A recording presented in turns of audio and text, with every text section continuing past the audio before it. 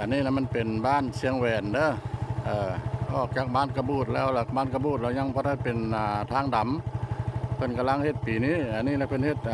ผ่านมาแล้วมันจะเป็นทางดำเนี่ยเด้อทางดำเส้นนี้เราไปนี่มันจะไปใส่เชียงแหวนออกเชียงแหวนกับแก้วใส่บ้านถ้ำแล้วก็โค้งมาใส่บ้านดงวงไข่ไปแล้วเนาะเพิ่นเป็นทางดำเมื่อแล้วเนาะท่านผู้ชมเนาะไปเบิ่งพร้อมกันเลยเนาะ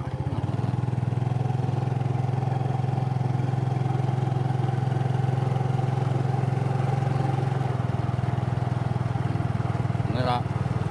เริ่มเข้าบ้านเชียงแหวนแล้วเด้อไป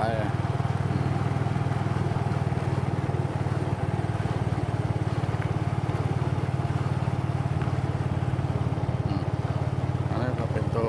สัตว์เนาะสัตว์เลี้ยงของชาวบ้านเป็นงัวอันนี้มันเป็นทางดำนะเด้ออยู่ชนบทเพื่อนบ้านอันนี้นะมันเป็นบ้านชนเผ่าไม่อย่างชนเผ่าบรรลุบหรือชนเผ่ามังกรนะเพราะว่าเฮาห้องเดี๋ยวนี้นะเราถึงนะแต่เฮาห้องว่าเราถึง